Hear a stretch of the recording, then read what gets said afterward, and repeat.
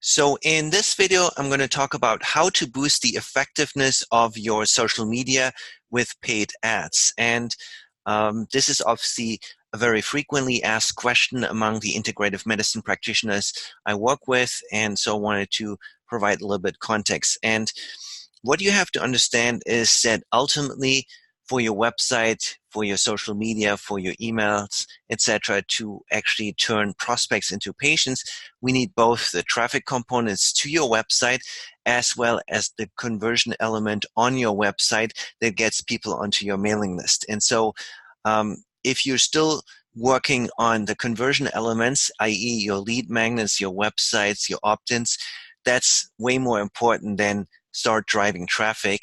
I know everyone wants to fill their practice with leads and is eager to turn on ads, but without the conversion elements and without the content marketing on your website, on your social media and in your emails, those ads will not work very well. And what that means is that you're spending a lot of money without a lot of return on your investment. And the second piece I want to share is that content marketing really involves 20% of your effort is about creating the content, then 80% of your effort is on promoting the content. And so for most health practitioners, when they first get started, it's actually the opposite. They spend 80% of their time creating the content and 20% of the time promoting the content. But once we get to the point of we have a solid funnel, we have a website, email marketing, lead magnet, etc., then you have to focus a lot more on promoting the content, and that's what we're going to talk about in this video. And ultimately, the goal of content marketing is opt-ins. So what we're not trying to do is turn somebody that comes to your website immediately into a patient that signs up for a phone consultation, but what we're really trying to do is get people onto our mailing list so that we can nurture them with emails and videos in order to ultimately establish enough trust, get them to know, love, and trust us enough to schedule a phone consultation. And ultimately, the goal is to create repeatable processes that minimize your involvement as a practitioner, that you have a system of creating content and then promoting content that ultimately the two of them together are generating a consistent flow of pre-educated patients. Now, before you boost your social media content with paid ads, there's two things you need to do. And while this is not the main topic of this video, I want to mention it so that you know where you are in the process and what you need to have in place before you start boosting your social media content with paid ads. And the first one is to optimize your social media channels. That involves, among other things, having completed the profile about section. So if somebody comes to your Instagram account, is your profile description compelling enough that they get an immediate idea why you're the expert for what condition?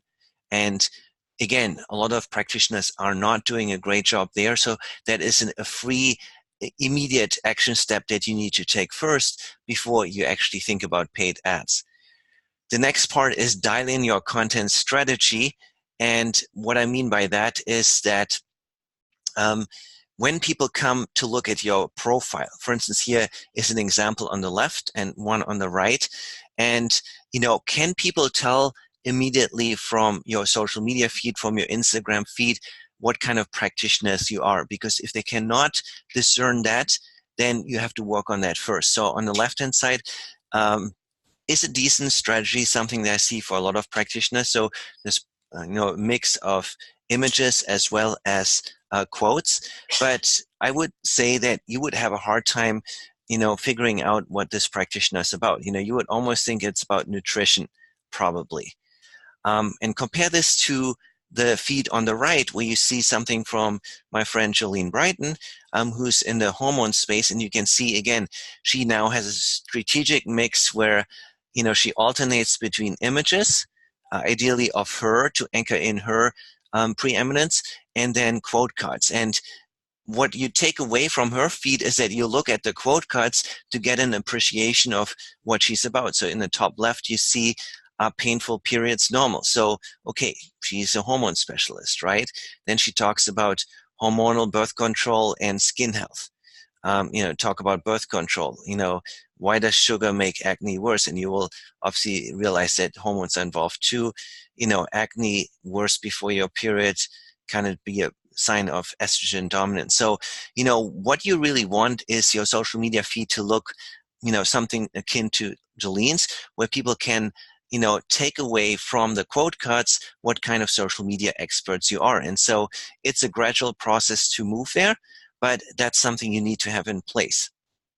And then the next piece that needs to be in place is finally to have call to actions in every social media post. So obviously, if we're boosting social media posts and you're spending money on this, then obviously the social media post has to in turn generate an opt-in. So it's very important that you're integrating the right call to actions in every social media post. So it's not just, hey, comment below if you agree. That is not generating anything useful for you. So think about call to action of such as like, hey, I've written another article about this, click the link in the bio, or, download our guide on rebalancing your hormones, or join our upcoming workshop, or, sign up for our on-demand webinar. So it needs to be something that in turn leads to an opt-in so that you can then tie the ad spend on your social media on, with essentially, the return on investment of your advertising. And the second piece that needs to be in place before you boost your social media content with ads, whether they're on Facebook or Instagram, is to optimize your website funnel. So obviously you have to have a destination where your social media posts send people, where they opt in, right? So you have to have relevant content on your website, similar to what I talked about, the social media feed, that when people come to your website, they see this expert post only about this topic. And as a result, I believe this expert is an expert in this topic. You have to have lead magnets on your website so people can opt in. And again, we talked about this in another video. The idea is really that alongside each sidebar in your blog post, that a lead magnet is featured. So if there's an article about probiotics, you should have your digestive health lead magnet in the sidebar, right? We also have to have an email nurture sequence in place. And whether that's a 10 and 10 email sequence or just a text-based sequence, you have to have something in place to continue the conversation after they opt in. And so again, just as a recap, before you start boosting your social media content with paid ads, you have to have your your website and your social media channels optimized so that you get the best return on investment on your ads. So if we're talking specifically about boosting your content, what does this look like? And so I start here with Facebook. The idea is with all your Facebook and Instagram ads to always limit the ads to a certain geographic radius around your practice. Because, ultimately, if you have a brick and mortar practice, the people that you want to reach out to, the people that you want to bring in onto your mailing list, need to be living close enough to be able to drive to your practice and become your patient. Now, this is obviously different if you have a strong telemedicine presence and you can serve people in a much larger area.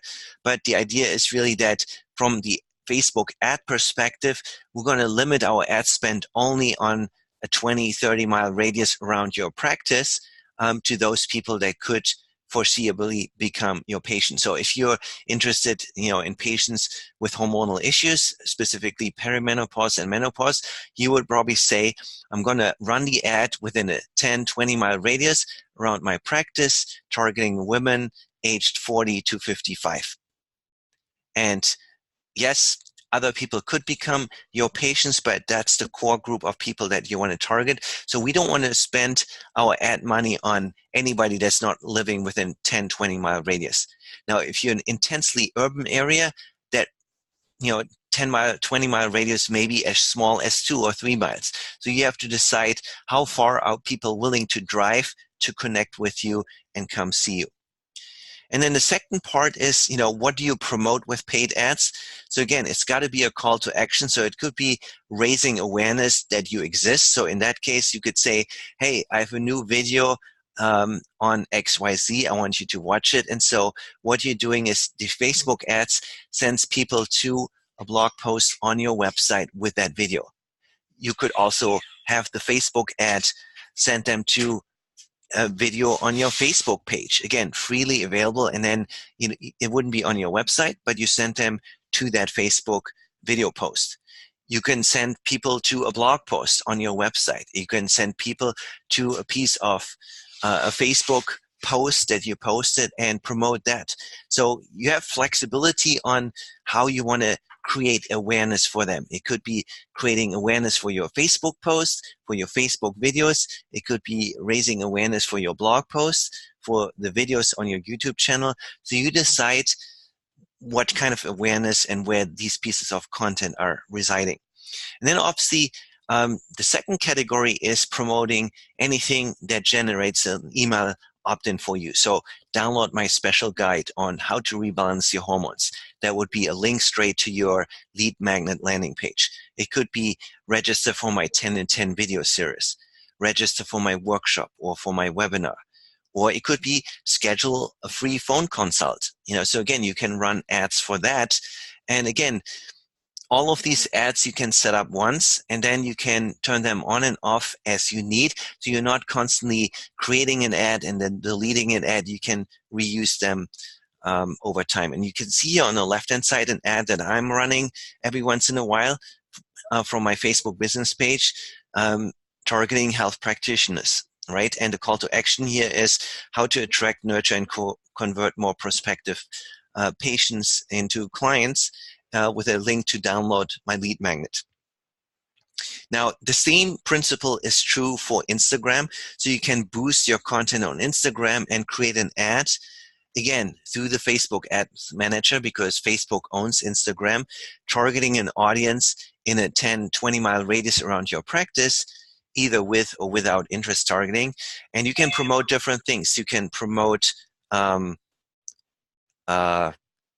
blog posts, as I said before, Instagram posts, videos, etc., as well as lead magnets and anything where people opt in for. And so with Instagram, just as with Facebook, you can create also teaser videos, so you can promote videos or you can promote static content. So what you see here is an ad by Dr. Megan Walker on her upcoming Clinician CEO program. And again, this is something that shows up in Instagram stories. People can click on the ad and then they're taken to an opt-in page or a sales page that promotes that program. So from a very practical perspective, the next thing that you then need to know is what's the process.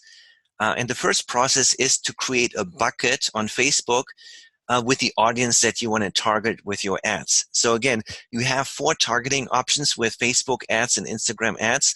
The first one is you could say, I want to target people that are Facebook fans of my Facebook page. And that would be useful.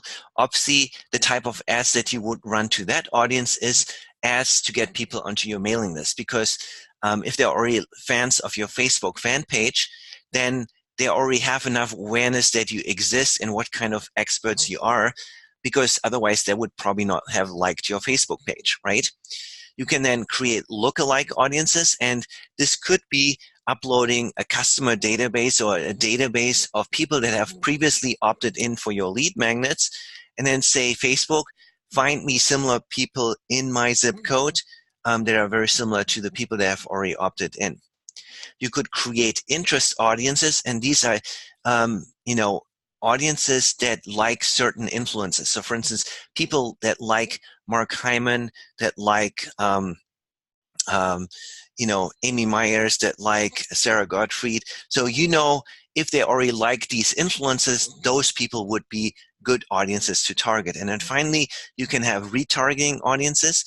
That means people that have interacted with your Facebook page in a certain way. They may have commented or liked or shared, or they have interacted with your website in a way that means they have visited your website and taken a certain action, like watching a video or read a certain blog post. And so what you do in Facebook then is creating a bucket that specifies, okay, these are is a bucket with my Facebook page fans. This is a bucket with lookalike audiences in a 10, 20-mile radius. So all of these audiences are limited down to people that are in a 10-mile radius, so that when you select these audiences, these buckets to promote your ads to, you know you're only spending money on people that could actually drive to your office and become patients.